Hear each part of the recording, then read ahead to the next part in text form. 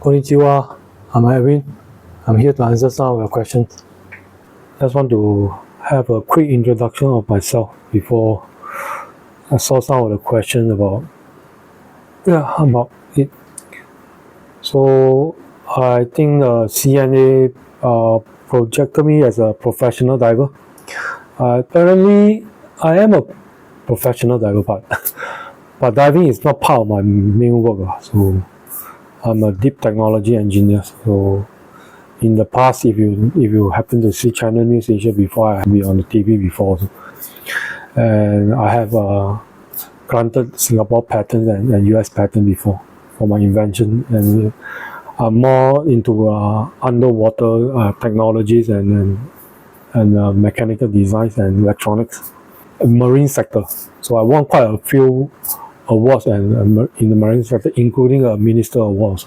So basically, my background is in engineering, and I owe my credit to my former boss, which is a British. I was employed in a Danish company for more than a decade. So he taught me a lot about business and eventually also pushed me for the patents. So yeah, and that was actually featured in China 8, one of the show before. Okay, question 1. Can I know what is your company name or how to contact you? First of all, the CNA China News Asia website, the site, the YouTube site cannot allow us to do any commercial marketing. Okay, you can contact me via this email.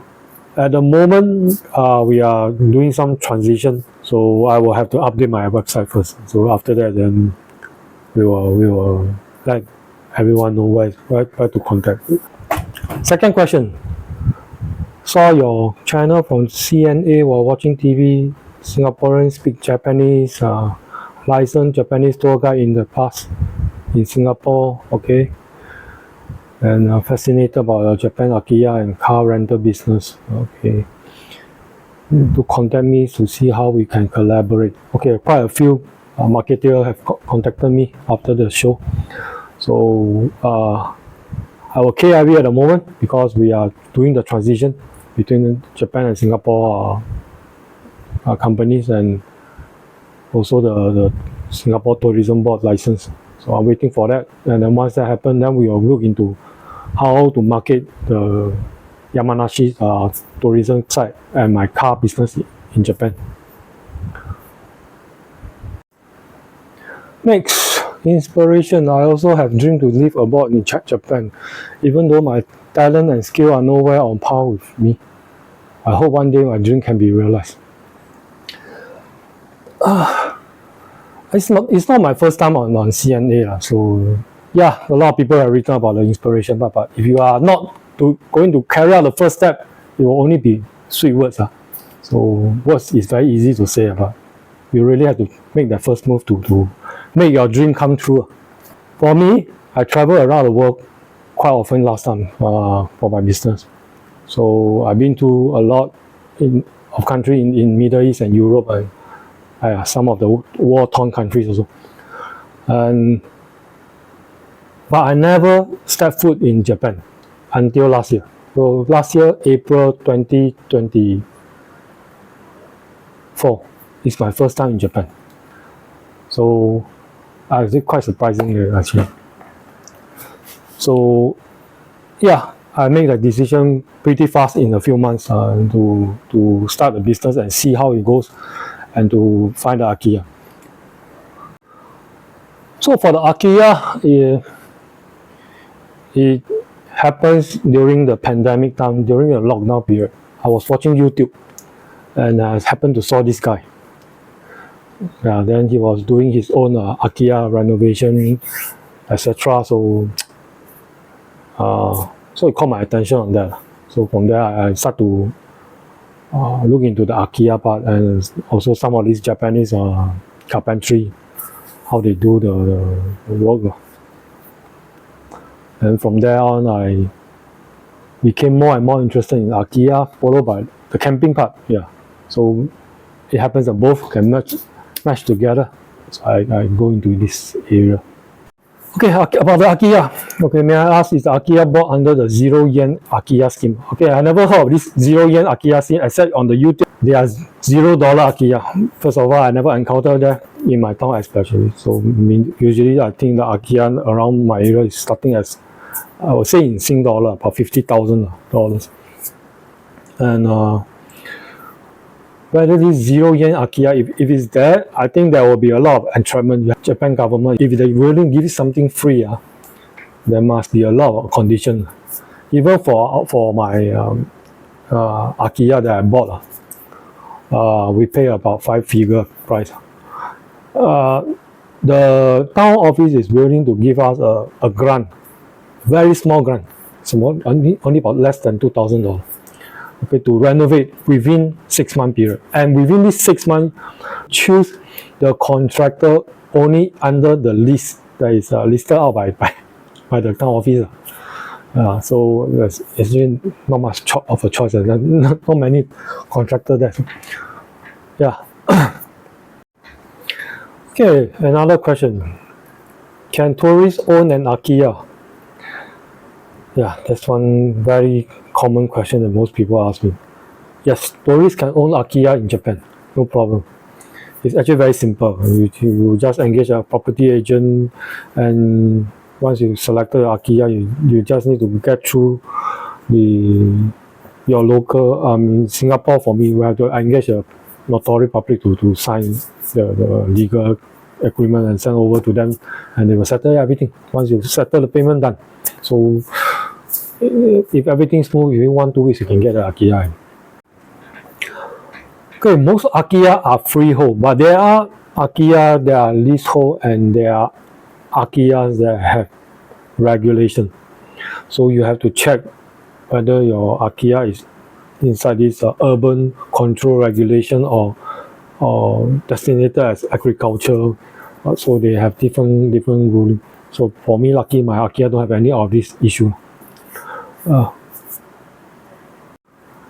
one most common question many people ask me is getting an IKEA, renovate it, and then rent it out.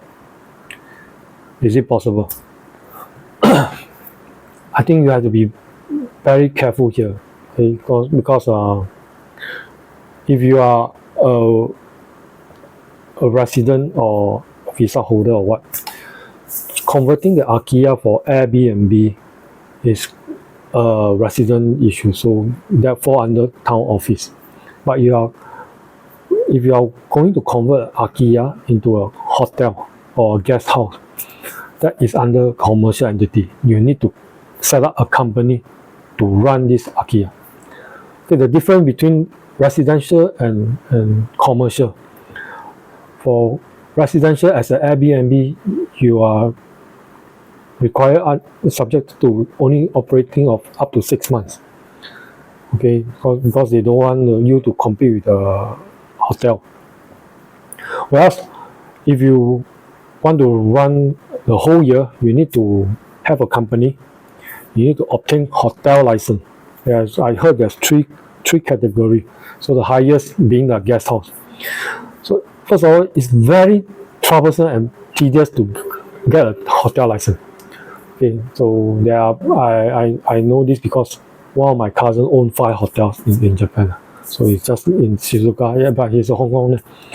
So he knows about all these tedious the steps, and he currently had a guest house. So to tell me the process is tedious, and some people can be dragged over a few years, and you still cannot get a permit. So getting the hotel license and going through the inspection is tedious, and you can get into an entrapment. So be careful with doing onto a commercial entity. Doing business up and down, starting sure messy one. Do anywhere in the world also the same. Have to chill and accumulate yourself there first. Then probably you understand the market needs and supplies cleaner.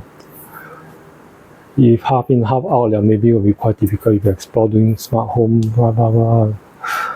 Okay, about the business part, it's not my first time doing business. So I've been doing business in Singapore. I've been doing business in Middle East. I've been doing business in US.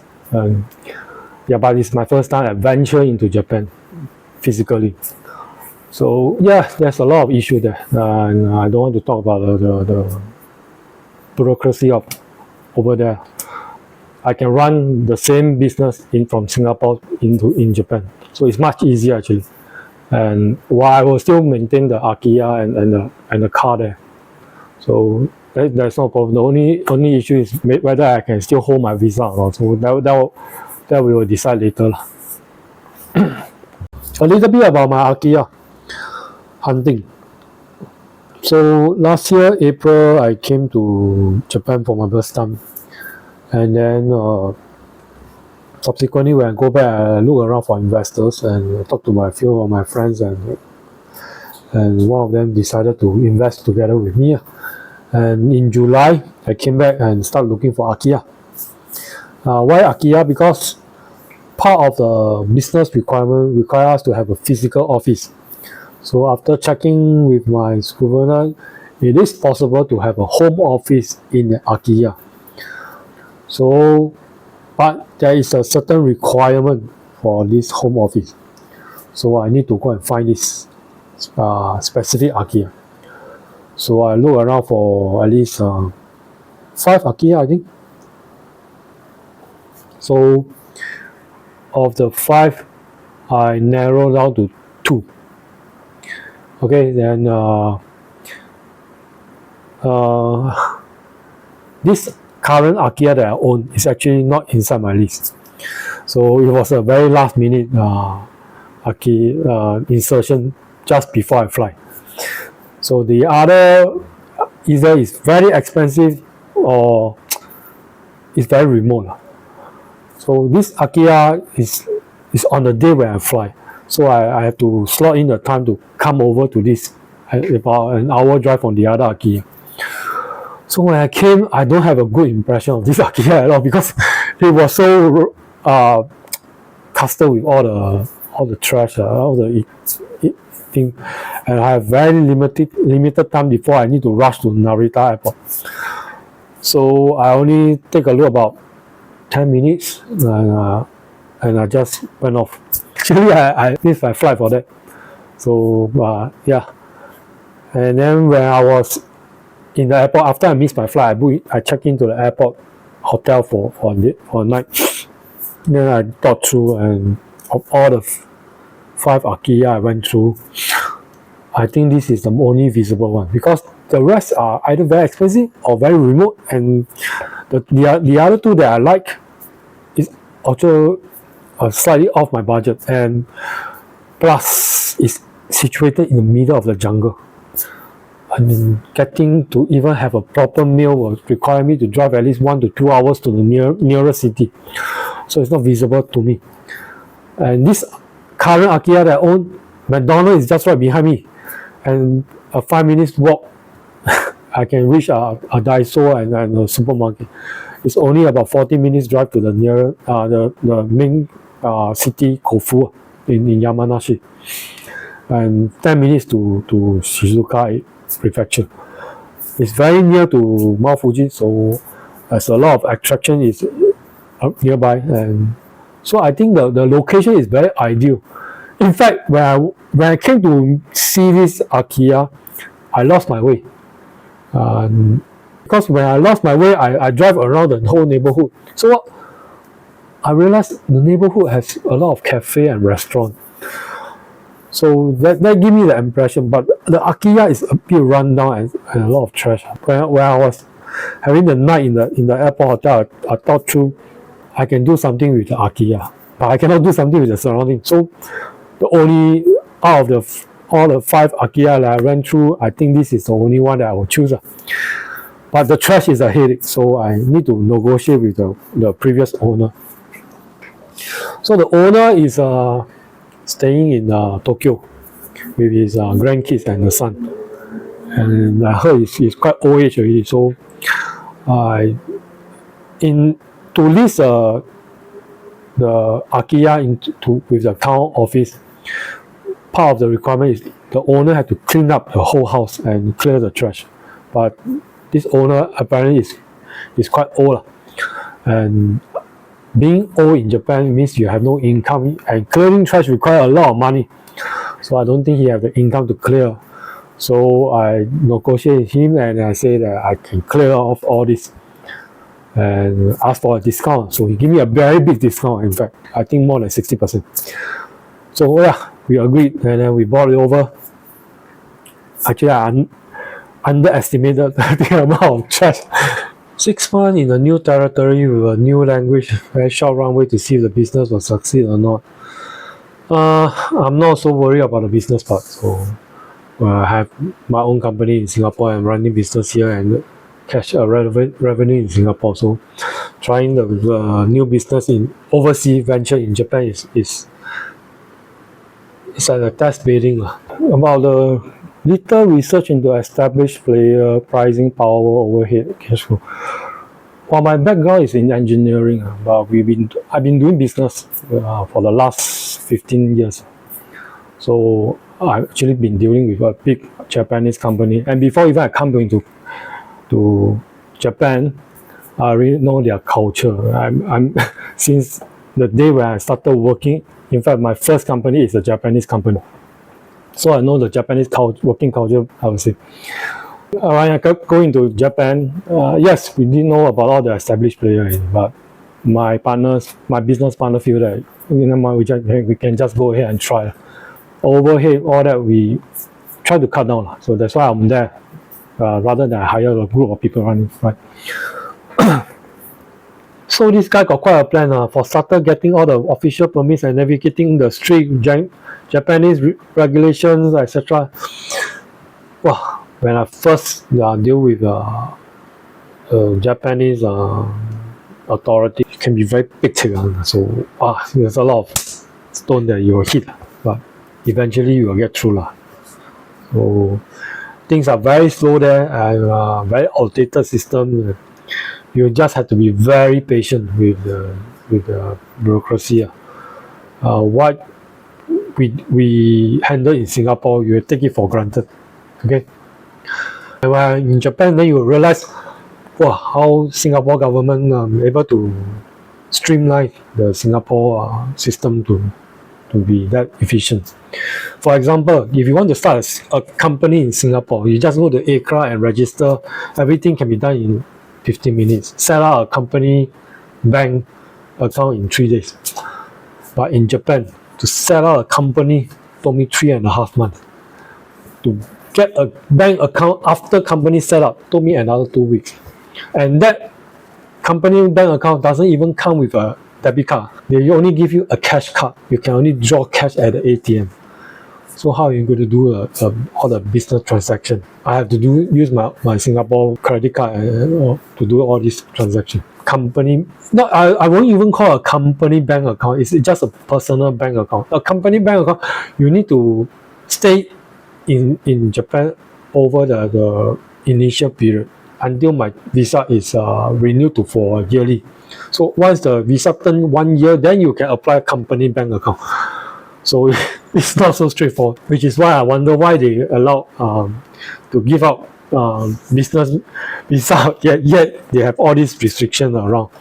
So it's not so simple to run business in Japan. I think official permit and navigating the strict Japan regulation, that is not an issue to us. Okay. In fact, it's actually very smooth to me because what they require is your business expertise.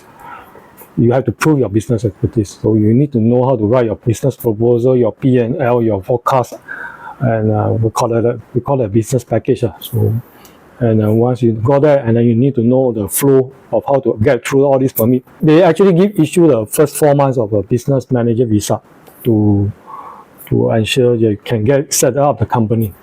I set it up in 3.5 months. Not a problem.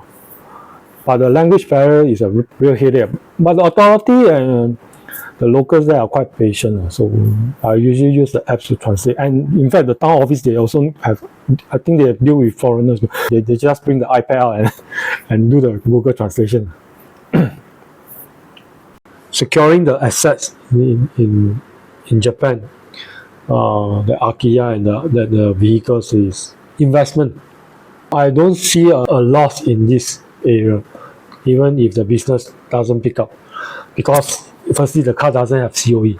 The value of the Akiya is not on the house but in the land. So the land itself is prime area. Bullet train, the latest maglev bullet train of Shinkansen going to build near my town. It's actually building now. So I think in I don't know how many years time we will have the bullet train from Tokyo all the way to here. So it will cut short the time. And also I heard about the helicopter pad is going to build nearby so that there will be future air taxi from Tokyo to my town area also. Another inspiring story. I admire guys with technical skill and excel in many business property. Your first step is very solid because you achieve 2 milestones in one single move.